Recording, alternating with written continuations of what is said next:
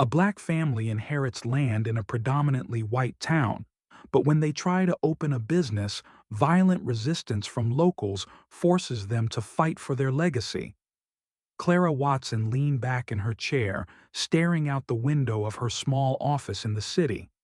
The hum of traffic below was barely a distraction as she read the letter in front of her fingers trembling just slightly as they gripped the parchment.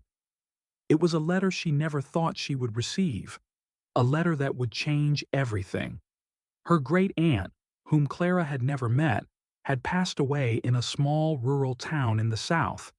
The letter was the legal notification of her inheritance, a piece of land in a town called Cedarwood. Clara didn't think much about it at first. Her family had never been close to their southern roots.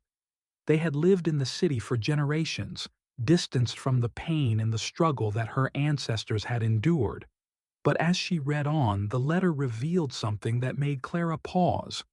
The land had been passed down through the family for generations, beginning with her great-great-grandparents, who had been enslaved on that very property. Clara's mind raced as she processed the words. The land her ancestors had been forced to work was now hers. It felt surreal, almost like a dream. She had always heard stories about her family's past, the quiet resilience and strength of those who had been forced to live through horrors that Clara couldn't fully comprehend. Yet this was the land where it had all happened, where her family's blood had been spilled, their labor stolen, and now, somehow, it was hers. The thought of reclaiming that land stirred something deep within her. Clara had spent her entire life running from the shadows of history, always working twice as hard to prove her worth in a world that had already set a ceiling for her. Now, she wondered if this inheritance was more than just an opportunity to own property. Perhaps it was a chance to reclaim her family's dignity, to do something meaningful with it, something her ancestors would have never dreamed possible. Clara's husband, Lamar, sat across from her, his gaze soft as he watched her process the news. He had always been her rock, the steady force that kept her grounded. Lamar had always been supportive of Clara's ambitions, but even he couldn't fully understand what it meant for her to inherit land so deeply tied to their history. "What's going through your mind?" Lamar asked, his voice breaking the silence that had stretched between them for what felt like hours. Clara looked up at him, her expression unreadable. "This land, Lamar, it's more than just a plot of dirt. It's where everything started. It's where our people worked, where they were beaten, where they were treated like animals." Lamar nodded slowly, his gaze sympathetic. "I know, baby, but that's the past. You can't change what happened. What you can do is decide what you want to do with it now." Clara leaned forward, placing her elbows on the desk, her eyes filled with determination. "I want to turn it into something meaningful, something that acknowledges their struggles, their sacrifice. We can create something for the community, maybe a farm-to-table restaurant or a place that honors the history of those who worked the land. I want to make it count, Lamar. For them. For us." Lamar took a deep breath, his eyes locking with hers. "Then let's do it. If anyone can turn this into something good, it's you." They made plans to visit Cedarwood. Clara wasn't sure what she was expecting, but the small southern town was more picturesque than she had imagined. It sat nestled among tall oak trees, with wide, dusty roads lined by humble homes. The town's charm was undeniable, but as they drove down Main Street, Clara couldn't help but notice the underlying tension that seemed to hang in the air. She could feel the eyes of the locals following them, a subtle but distinct discomfort. She had no idea why, but something about the town felt off. The land itself was a short drive outside the town, at the edge of a dense forest. When they arrived, Clara couldn't help but stand still for a moment, taking in the vastness of the land. She imagined her ancestors walking here, working the fields, their sweat and tears mingling with the soil beneath her feet. "This is where it all started," she whispered to herself. Lamar stepped up beside her, his hand on her shoulder. "This is where it will all begin again," he said quietly. Clara nodded. The weight of the moment was heavy, but the sense of purpose it gave her was just as intense. She was ready to reclaim this land, not just as property, but as a symbol of her family's legacy. As they walked through the land, Clara couldn't shake the feeling that the town wasn't as welcoming as it seemed. The streets were quiet, too quiet, and the few people she encountered seemed to regard her with a mixture of curiosity and something else she couldn't quite identify. A few days later, Claire and Lamar met with a local realtor to discuss the property's potential. They were eager to start planning, but as they sat down to discuss, the realtor, a middle-aged man with a thick southern drawl, seemed hesitant. His eyes darted to the side as if searching for the right words. "I'm not sure this is the right place for something like that," the realtor said, his voice a little too careful. "The town's, a bit conservative, you know?" Clara raised an eyebrow. "What do you mean?" The realtor shifted uncomfortably in his seat. "Well, let's just say, people around here don't take kindly to newcomers, especially ones with a history like yours." Lamar's fist clenched, but Clara placed a calming hand on his arm, sensing the tension rising. "What kind of history are you talking about?" she asked, her voice steady. The realtor cleared his throat and lowered his gaze. "The land you've inherited, ma'am. Well, it was once worked by slaves. Your family's ancestors were slaves here, and not all the town folk are too keen on revisiting that part of history." Clara's heart tightened. This was the reality of living in a town that had been built on the backs of black people. The weight of history was far from behind them. After their conversation with the realtor, Clara and Lamar had a long discussion. Lamar was ready to leave.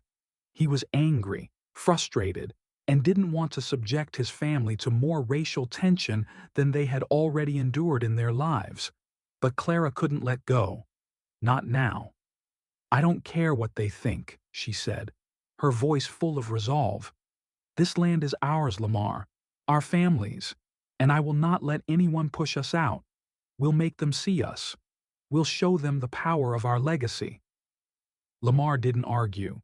He had learned long ago to follow Clara's lead when her mind was made up. The Watson family would stay, and they would fight. Clara Watson had always been a woman who moved forward, no matter the odds. She was no stranger to challenges. After all, she had spent her entire life proving herself in spaces where few people like her were welcomed. So when she inherited land from a distant relative in Cedarwood, a small town in the South, Clara saw it as an opportunity to honor her ancestors and build something meaningful. The land wasn't just any property. It was the same land where her great-great-grandparents, enslaved, had worked. It was where her family had suffered for generations. But it was also where their strength and resilience had endured. Clara dreamed of opening a farm-to-table restaurant, a place that would serve as a tribute to her ancestors and a space for the community to come together. It would be more than a business. It would be a symbol of reclaiming a legacy lost in history. But as Clara arrived in Cedarwood with her husband Lamar and their two children, Jordan and Kayla, she quickly realized that the town wasn't as welcoming as she'd hoped. The air was thick with an unspoken tension, and the quiet gazes of the townspeople suggested that they didn't quite know what to make of her. Clara's first meeting with a local realtor should have been straightforward. She had a vision for the land, and she needed help making it happen. But as she sat across from the middle-aged man, his nervous glances told a different story. "We don't get many businesses like yours around here," the realtor said, his voice guarded. "Cedarwood is a small town. People here like things the way they've always been." Clara raised an eyebrow. "What do you mean by that?" He shifted in his chair, his fingers tapping nervously against the desk.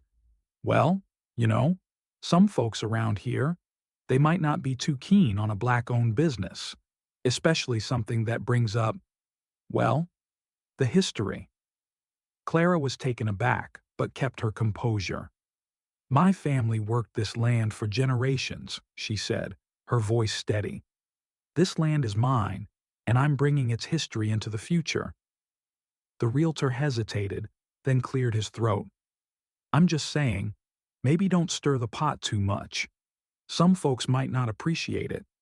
The warning signs didn't end with the realtor. Over the next few weeks, every step Clara took was met with resistance. Permit applications were delayed without explanation.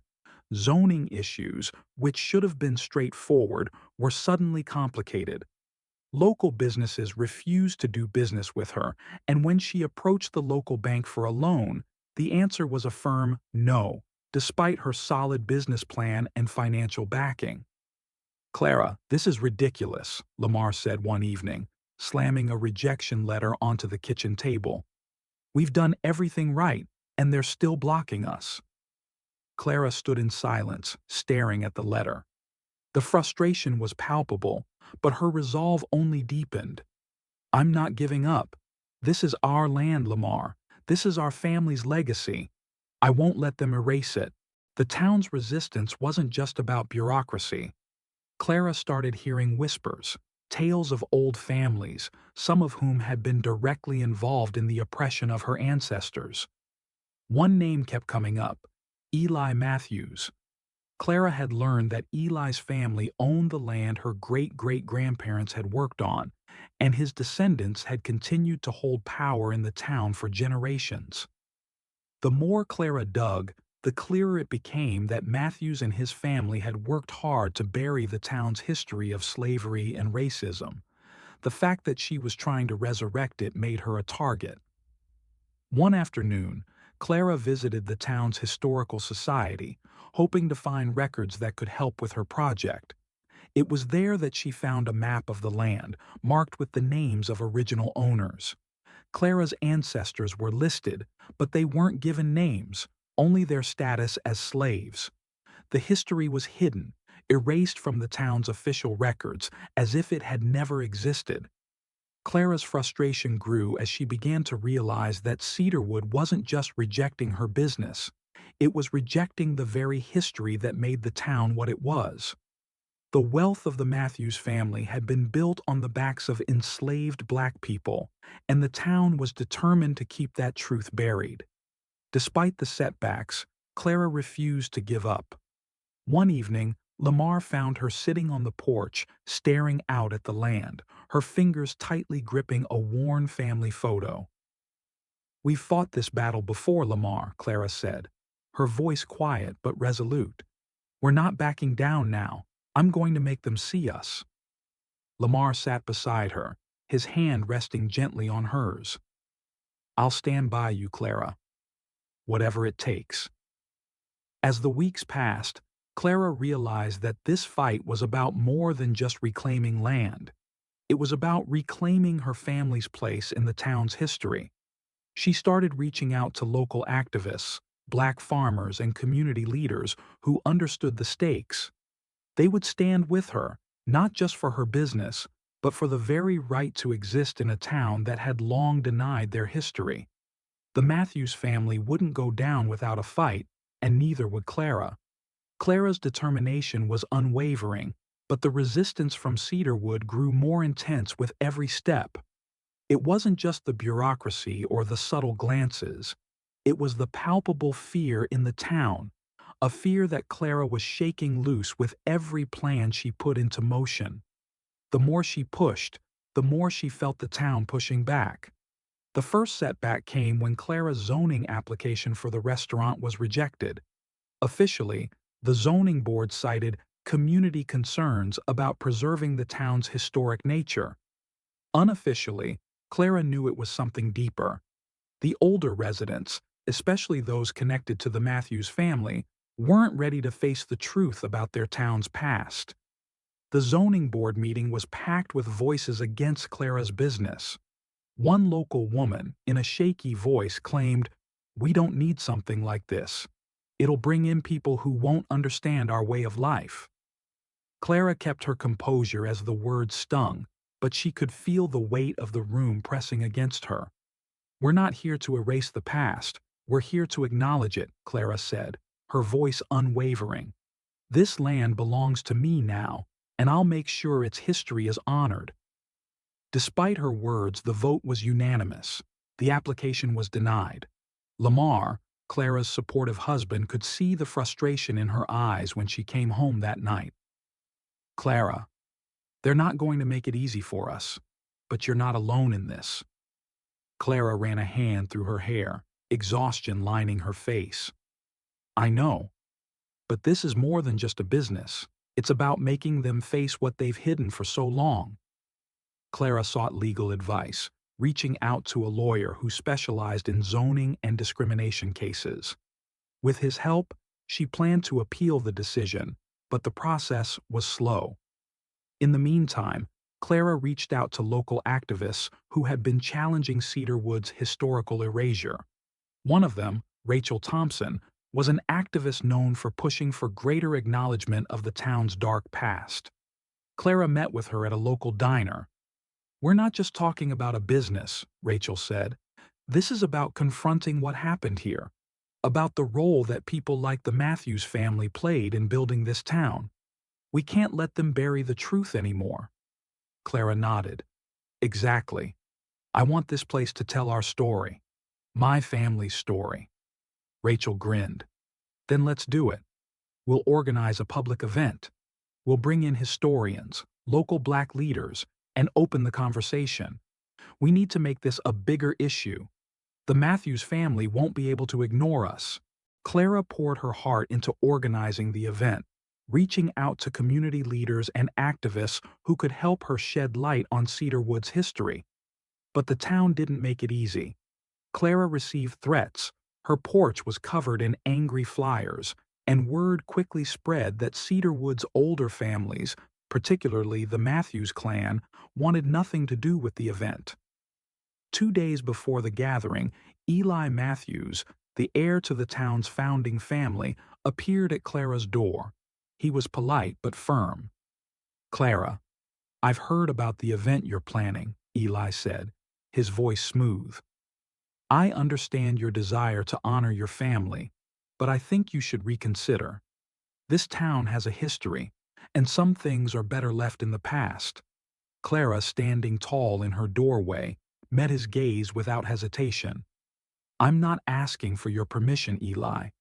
I'm not here to rewrite history. I'm here to bring the truth to light."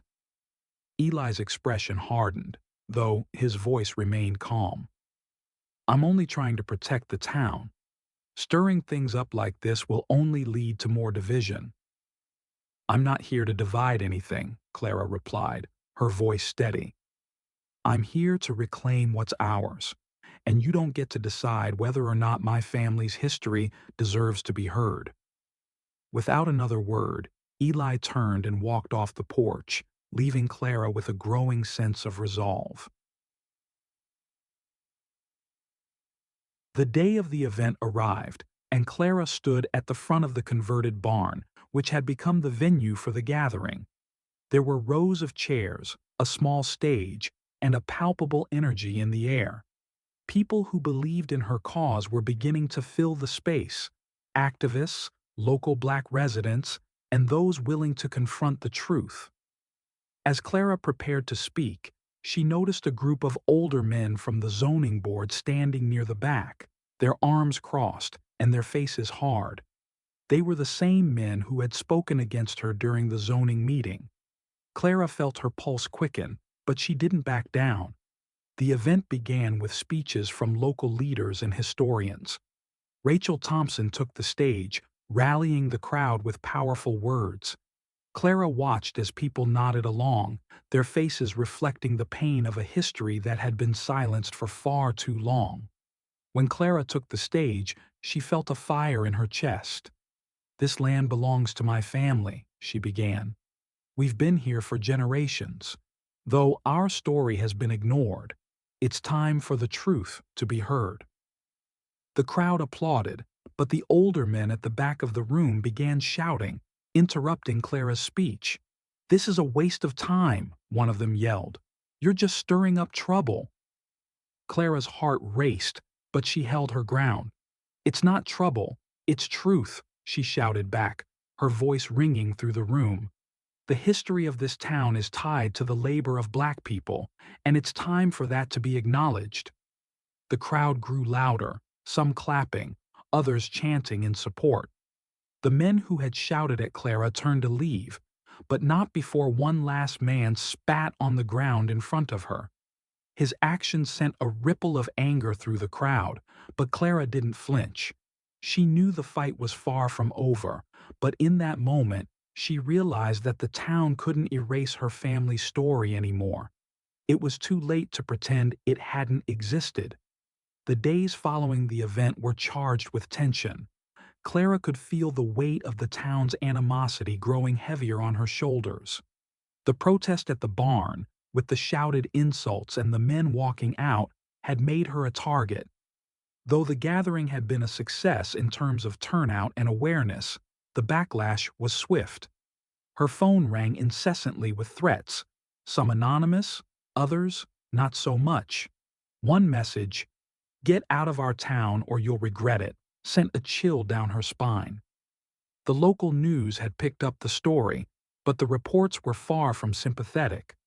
The headlines were laced with accusations of riling up the town and opening old wounds, as if Clara's fight for her family's legacy was something to be ashamed of.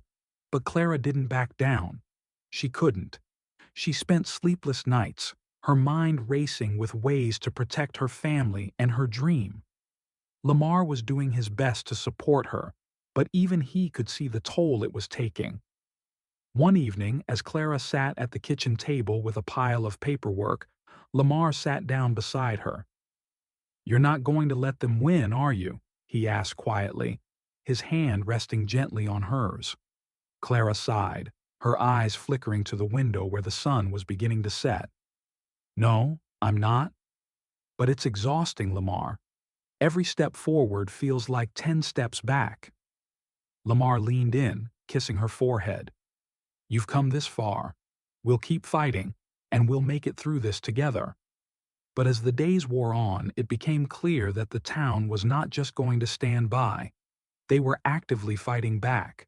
The first sign of real trouble came when Clara discovered that her permit application for the restaurant had been mysteriously denied, again. This time, it was framed as an issue of health and safety, citing vague concerns about the building's structural integrity. Clara knew the claim was nothing more than a tactic to keep her from proceeding. She called her lawyer James immediately. "They're not even pretending anymore," she said, her voice tight with frustration. "I'll file a formal complaint," James promised. "But this feels like more than just a legal battle, Clara. The resistance is deeper than that." Clara didn't need to hear it. She already knew. It was personal now. At the same time, Clara's son, Jordan, began to feel the effects of the hostility seeping into their daily lives. He came home from school one day, his face bruised and bloodied. Clara's heart sank when she saw him standing in the doorway, clutching his backpack tightly. "Jordan," she cried, rushing to his side. "What happened?" Jordan's lip trembled, but he didn't say anything at first. Finally, he whispered, "Some of the kids at school. They said we didn't belong here. They said we should leave." Clara's stomach twisted into knots. "Did they hurt you, baby?" Jordan nodded, and Clara hugged him tightly, a surge of protective anger rising inside her. She kissed his forehead gently. "I'm so sorry, baby. No one should ever make you feel that way." Lamar entered the room, his face hardening when he saw Jordan's injuries. "This has to stop, Clara," he said, his voice low. "They're going after our kids now." Clara wiped her tears away. "They want us to leave, but we're not going anywhere." That evening, Clara made a decision. She couldn't fight the town by herself, not anymore. The resistance wasn't just about her, it was about her family, her children, and every black person who had been made to feel invisible in Cedarwood. It was about standing up for the history that had been silenced for too long. Clara reached out to Rachel Thompson, the activist who had supported her event. "We need to make a bigger statement," Clara said when they spoke on the phone. "We need to show them that we won't be pushed out. We need to turn their silence into noise." Rachel was on board immediately. "Let's organize a march. Let's take it to the streets, Clara. Let's make sure everyone in Cedarwood knows that we're here and we're staying." The march was set for the following week, and it quickly gained momentum. Clara worked tirelessly to rally support, reaching out to everyone she knew, including those who had attended the event.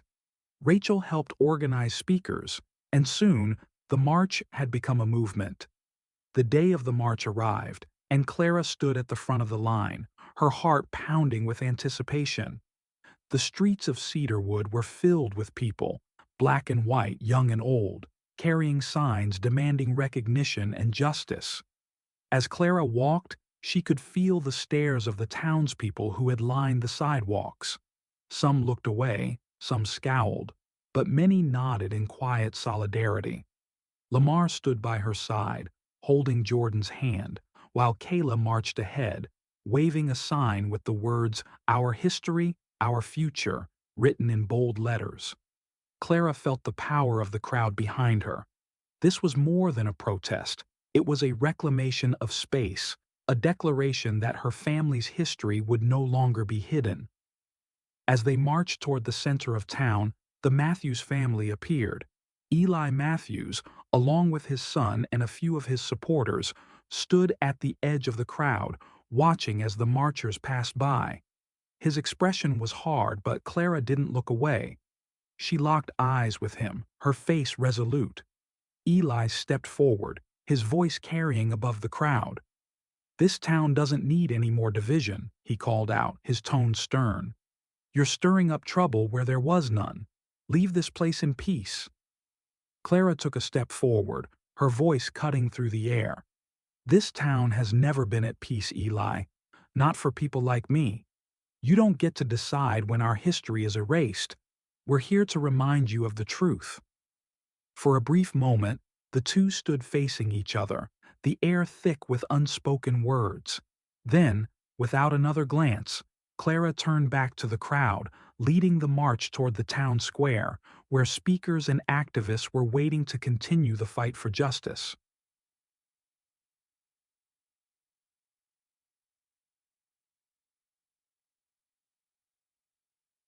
As Clara stood in the square, listening to the speeches and feeling the pulse of the crowd, she knew they had reached a breaking point. The town could no longer ignore them. The march had been just the beginning. The fight was far from over, but Clara felt the first stirrings of victory. She had never felt more powerful, more certain that they would not be silenced.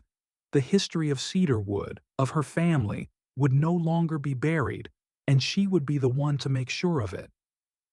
The march through Cedarwood had been a turning point, but Clara knew the town wasn't going to back down so easily.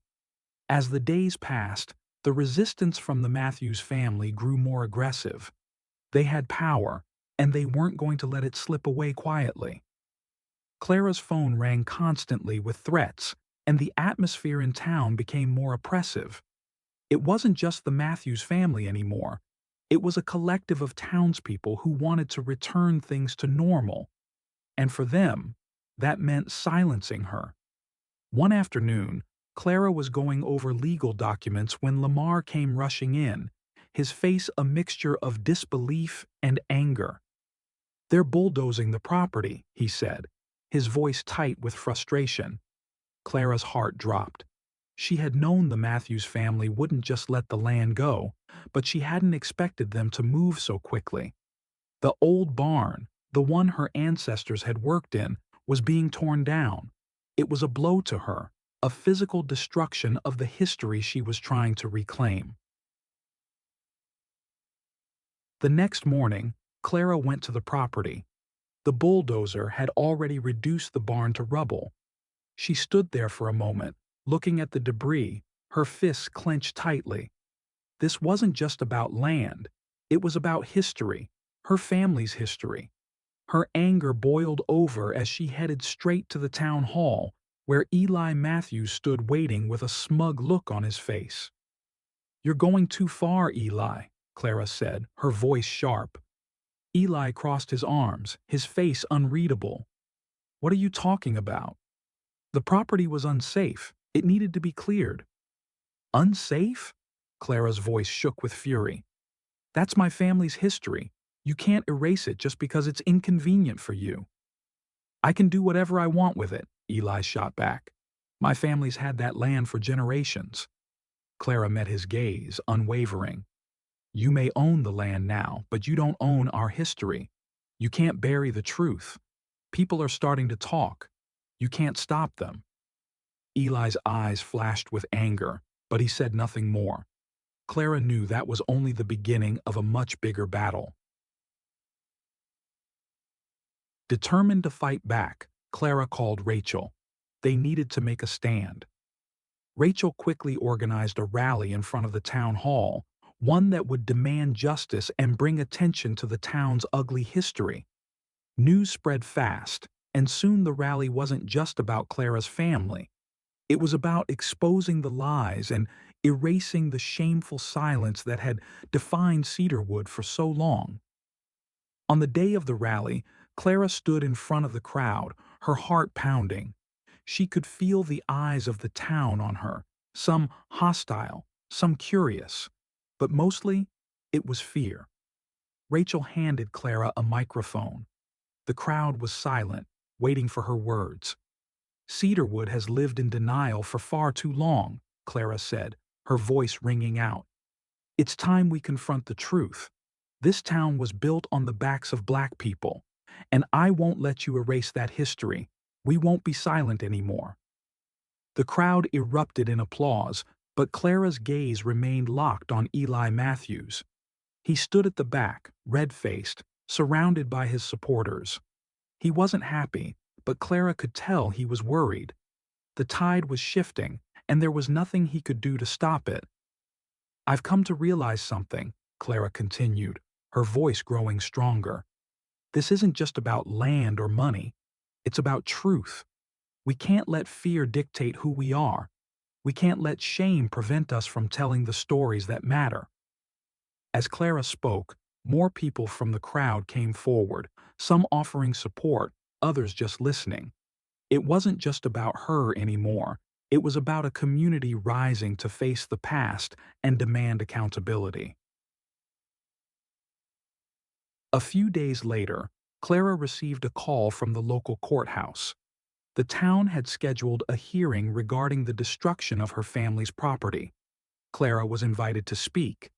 When she arrived, she was surprised at the number of people who had shown up.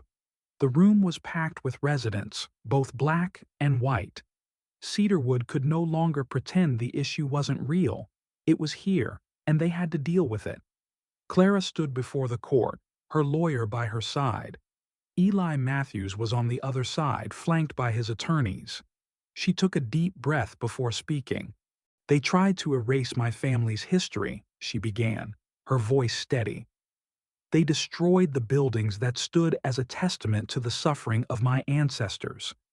But I will not let them hide the truth. This land is more than just soil. It's where my family worked, lived, and loved. This is where our legacy belongs." The room was silent as Clara finished, her gaze never leaving Eli's. He could no longer ignore the truth, no matter how hard he tried.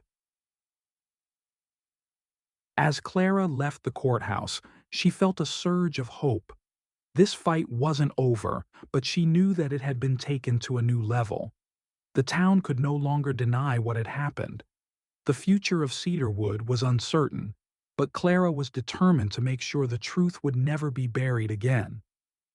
Days after the hearing, Clara walked through Cedarwood, the weight of the town's history still heavy in her chest. The rally and court session had been a small victory, but the fight wasn't over. The Matthews family wasn't going to give up easily, and neither was Clara. Yet something had shifted. The town was no longer silent, no longer content to bury its past. The people who had once quietly supported the Matthews family were starting to question the status quo. Clara could feel it in the subtle glances, the whispered conversations. At home that evening, Lamar wrapped his arm around her, his support unwavering. "You did it," he said quietly. "You made them listen." Clara's heart swelled. The road ahead was long, but now she wasn't alone. The community was waking up. The land was still theirs. But now it was more than that. It was a symbol of reclaiming what was rightfully theirs, a place to rebuild, not just structures, but a future free from the shadows of the past. As Clara stood on the land once more, watching the sun set, she knew the battle was just beginning.